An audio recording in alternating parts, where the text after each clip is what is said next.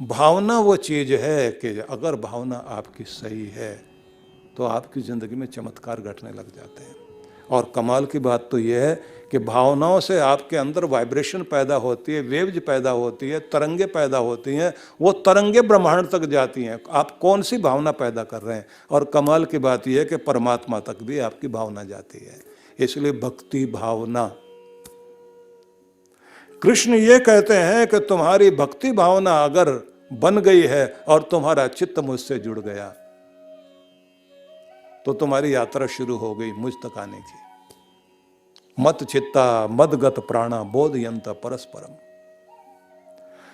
तुम्हारी यात्रा शुरू हो गई मेरी तरफ आने के लिए, क्योंकि तुम्हारे चित्त जो है वो मुझ तक जुड़ गए हैं। इसलिए बड़ी कमाल की बात होती है, सदगुरु जिस समय व्यक्ति को साधना में बैठाता है और साधना में बैठाकर उसे कहता है कि धीरे धीरे स्वयं को शांत करना शुरू करो, खो जाओ अपने प्रभु के अंदर, अकेले बैठो और अपने आप को अकेला कर लो, मस्तिष्क को भी अकेला कर लो, अंदर चलते हुए विचारों को हटाओ, अपना मस्तिष्क का कक्ष, ये कमरा खाली करो, क्योंकि इसमें परमात्मा आकर विराजमान हो।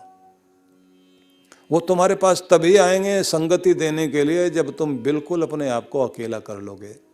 मस्तिष्क अकेला हो गया, एकांत में आप बैठे हुए, शांत बैठे हुए, गीता में जिसको कहा गया एकाकी यच्चित्तात्मा निराशी अपरिग्रह, अकेले हो जाना और इच्छाओं से रहित हो जाना और मस्तिष्क को एकाग्र कर लेना।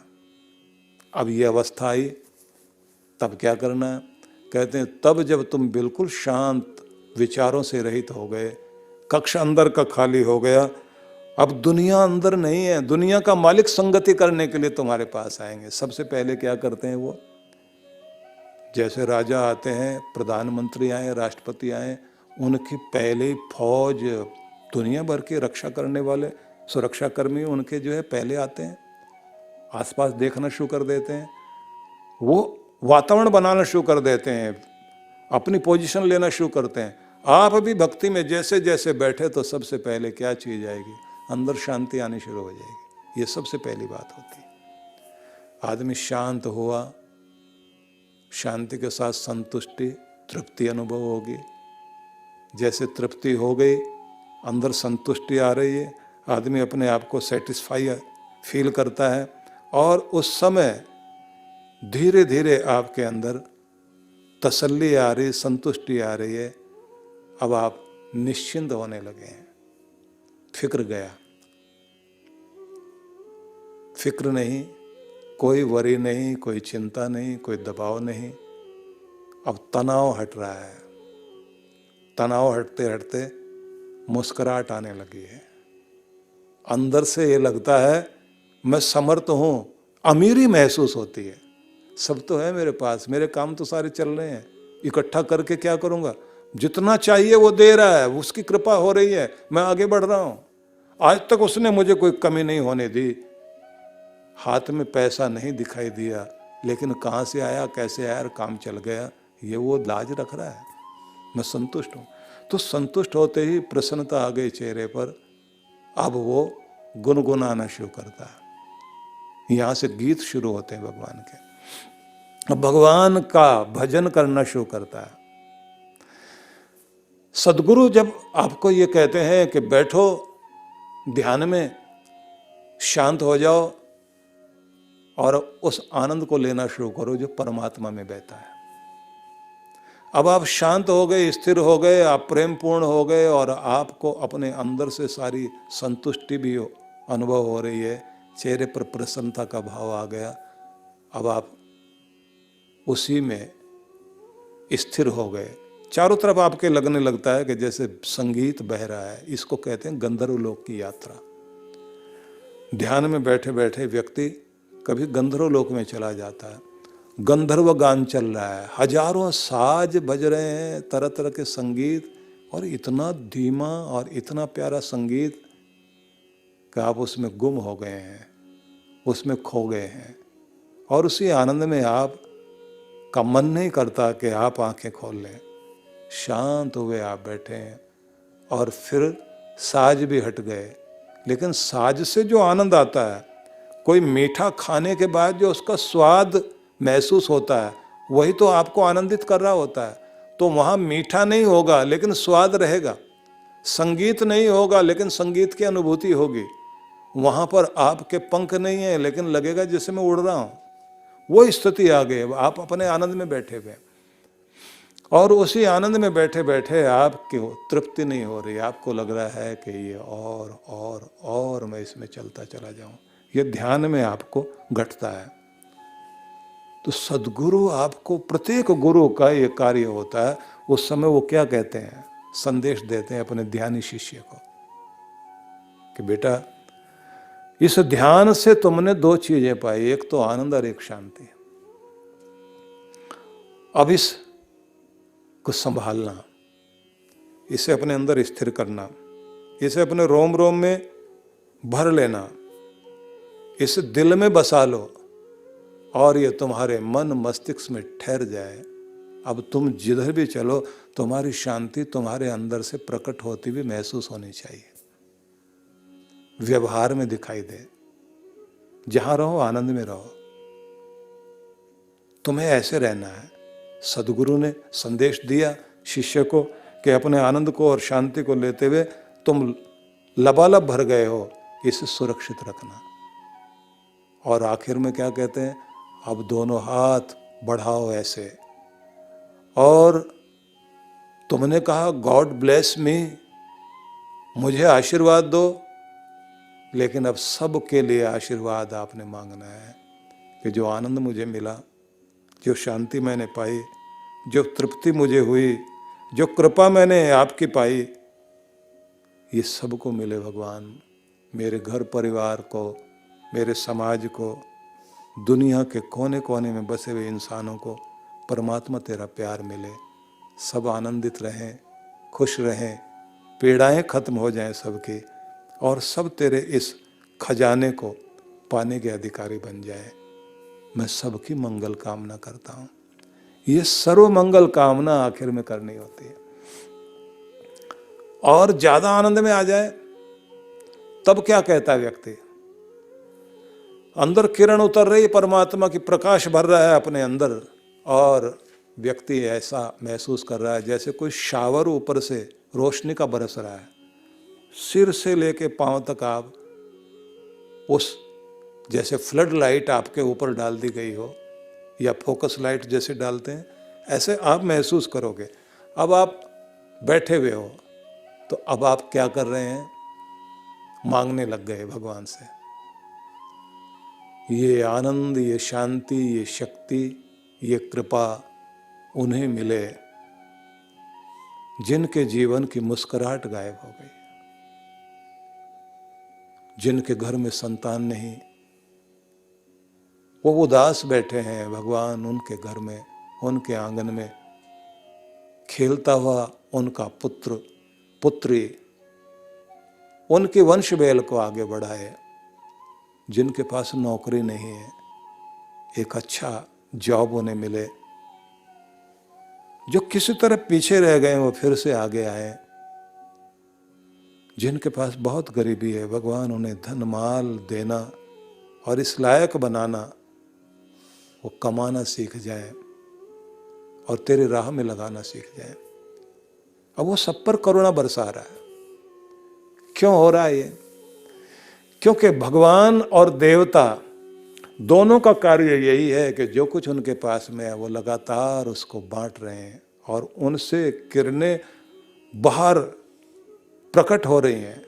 एक जैसे रेडिएशन होती है, विकिरण जैसे होता है, ऐसे उनके अंदर से शांति और प्रेम का विकिरण हो रहा है, बाहर फैल रहा है चारों तरफ। जैसे सूरज के अंदर से प्रकाश फैल रहा है, ऐसे उनकी करुणा चारों तरफ फैल रही है,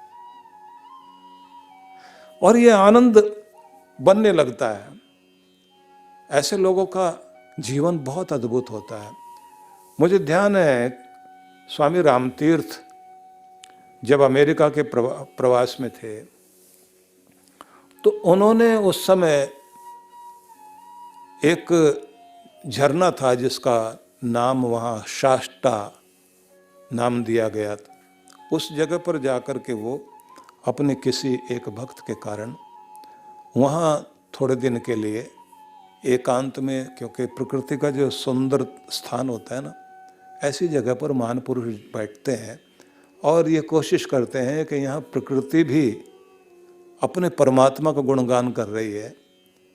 ऐसी जगह बैठकर मैं आंखें भी खोलूं तो मुझे प्रभु के ही महिमा के दर्शन हों, आंखें बंद करूं तो अंदर उसकी महिमा अनुभव में आए, जिसको कहते हैं ना विभूति दर्शन करना। भगवान की विभूति बाहर फैली हुई और भगवान की विभूति अंदर भी महसूस कर रहे हैं। तो वो ऐसे वहाँ पर रह रहे थे एक स्थान में, और उनसे मिलने के लिए तरह तरह के बड़े बड़े लोग आए। तो उस समय एक अभिनेत्री थी हॉलीवुड की, एनी नाम था उसका, पूरा नाम मुझे ध्यान नहीं है। तो वो उस समय मिलने के लिए आई और उसने आकर के कहा कि मैं बहुत अशांत हूँ और चाहती हूँ मेरी ज़िंदगी में शांति आए, आप कोई विधि बताइए। उसको लग रहा था शायद ये कोई मंत्र बता देंगे, कोई तरीका बता देंगे जिससे मुझे शांति मिल जाए। उन्होंने कहा कि देखो, पहले वो कारण बताओ जिसके कारण तुम्हारे अंदर ये अशांति पैदा हो रही है। बोले महाराज, न नींद आती, न चैन, और मैं हर जगह बेचैन हूँ। पूछा क्या हुआ? बोले बीमारी में मेरा इकलौता बेटा था, उसकी डेथ हो गई,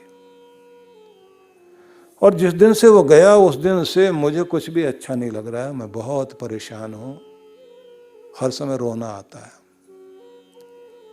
महीनों बीत गए लेकिन अभी भी ऐसा लगता है कि मेरे आंगन में वो खेलता हुआ नजर आ रहा है, मेरे पास आकर खड़ा होता हुआ जैसे बोल रहा है। कभी आसमानों में मैं उसको देखती हूँ कि मुझे बुला रहा है, माँ तुम कहाँ हो, तो मैं बहुत बेचैन हो जाती हूँ। और फिर उसने कहा मुझे शांति भी नहीं चाहिए, आप एक काम कर सकते हो ना, आपकी तो मैंने इतनी महिमा सुनी, मेरे बेटे को भी तो आप वापस ला सकते हो ना, जिंदा कर सकते हो। उन्होंने कहा लेकिन तुम्हारे बेटे की तो शक्ल बदल गई है, उसका चेहरा बदल गया है, वो तुम्हारे पास आना चाहता है, तुम उसको रखोगे? महाराज उसकी शक्ल क्यों बदल गई? बोले ऊपर वाले की व्यवस्था ऐसी है ना, उसका चेहरा भी बदल गया है, आकार प्रकार बदल गया, तो रखना चाहेगी उसको अपने पास। उसने कहा जैसा भी है मेरा बच्चा है ना, मैं रखूंगी, आप मुझे दे दो उसे। बोले अच्छा तुम 2 दिन बाद आओ। 2 दिन बाद उनके पास पता लगा कि एक कोई अनाथ बच्चा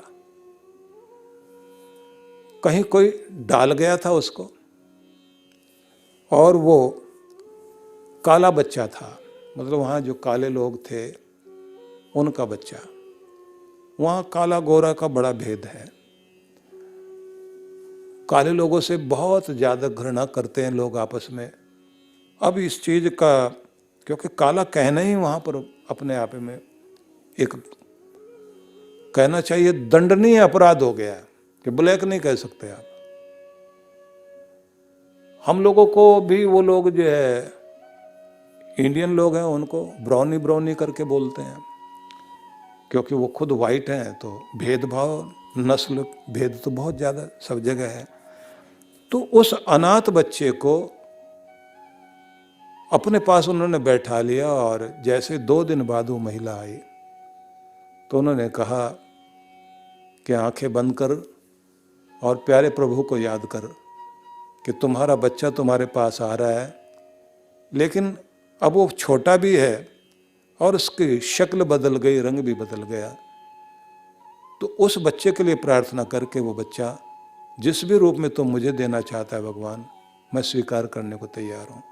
और स्वामी रामतीर्थ ने वो बच्चा सामने रख दिया और कहा कि ये है बच्चा, तुम स्वीकार करोगे?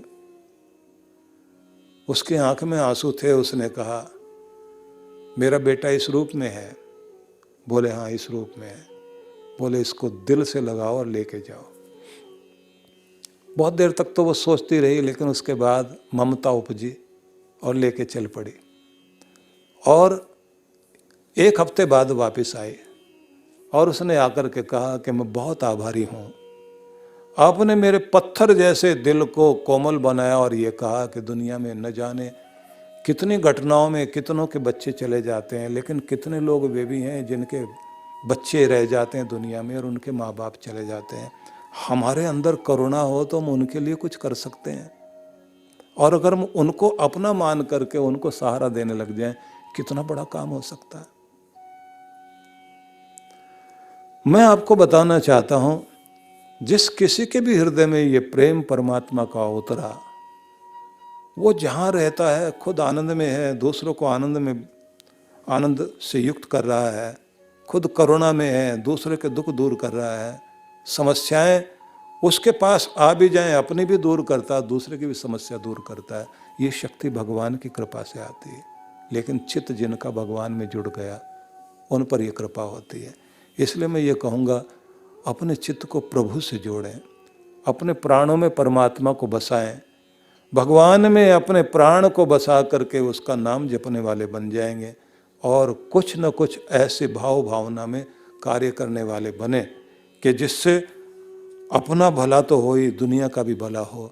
ये भावनाएं भगवान से जोड़ती हैं, और भगवान कहते हैं कि इसकी चर्चा करो, प्रभु का गुणगान करो, उसमें रमण करो।